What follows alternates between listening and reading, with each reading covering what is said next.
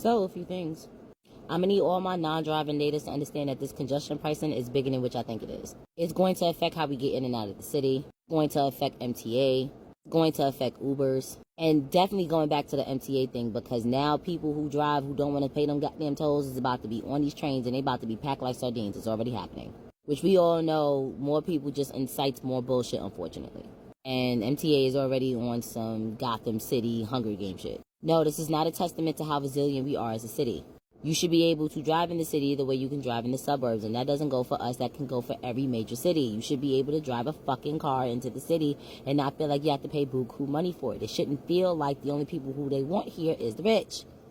I can't even begin to fathom and imagine the things that are going on in LA with these fires right now and everybody losing everything that they've built, poured money into, worked for, everything for decades, years, months, whatever at a time. And yes, that even includes some of the celebrities, because I know we're on some eat the rich shit right now, but there are some celebrities who genuinely lost everything they've poured into, like the houses that they started in, their humble beginnings. All of that shit is gone. Everybody that might have raised their kids in these houses and memories and things are burnt to the fucking ground. And yeah, they can always rebuild because they have the money to, but that's going to be a house, not a home. Same way where other people who are not celebrities lost their houses, and even if they managed to get the resources to rebuild, that's going to be a house, not a home. I get that we on our fuck shit with that right now, being that the TikTok ban thing is happening and the government's on some bullshit. I get it, but it's like, there's a time and place for empathy, and it's like, we're losing it. We've been lost the plot, but we are continuously losing the plot of having that, at least at basic value. Now, the next thing I'm going to say is a little controversial and a little mean, but I've seen this uptick in conversation. Yeah, I'm going to need a lot of y'all to start being mindful about when y'all date people with kids. And no, I'm not talking about motherfuckers who have kids but don't be active parents in their life. I'm talking about people who do have some type of activity with their children. Because I'm not understanding how they are part of the package deal, and then you think that because you didn't have kids with them and you are with them for a long time and are married to them, all of a sudden the person that they came in with doesn't exist. Which is odd to me, because then I'm like, so essentially what you're saying is that the person you had kids with, you are okay with them treating and neglecting the kid that they came in with. So you want somebody to do that to your kids. Copy. So you want the kids that you also probably came in with to be mistreated just like the child you're mistreating. Copy. And yes, I am very aware that is up to the responsibility of both of the parents, particularly the parent that the kid came in with. But if you are going along with that parent's shenanigans of neglecting that kid, you are just as fucked up. And I don't give a damn how many people flip and script that. You're just as fucked up. This TikTok ban is going to really show some shit for real. This is really another changing of the tides. And that's all I can say on that one. Because it's like, ooh, when this happens.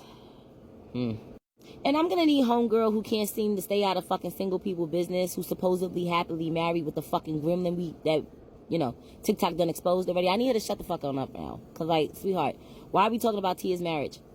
Tia's been married to Corey for 20 years and known him for probably even longer. Like, the idea that she can't walk away from something, even if it was the right decision for her, and feel a way about it is mind-boggling to me. And that doesn't just go for her with the gremlin husband. That just goes for everybody.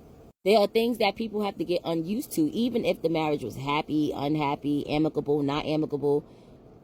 These are things that don't just switch off just because you decided to walk away from it. I'm not understanding this correlation. Yeah, I think when people make these decisions that they are supposedly supposed to be happy about, they're going to be happy about them in the beginning. No, they're not. Because that's a lot of unlearning, unprocessing. There's a process to that. That is somebody probably mourning the life that they had, the life that they thought they were going to have, the life that they thought was going to be the thing until shit happened. And I find it very interesting that not only she with the gremlin husband said some shit, but the fact that in some of the people comments that said something about it, some of the men were like, oh, well, if it was a happy decision, why is she crying about it? Why is she upset about it?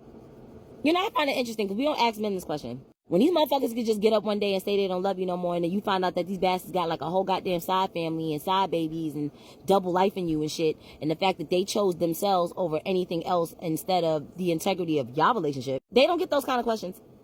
If they do walk away from something that doesn't serve them because they had a terrible partner, again, they don't get asked that shit. Oh, and to kill this here, I need y'all to understand that side babies and side bitches and double lifing and abuse, physical abuse, are not the only components to walk away from a relationship.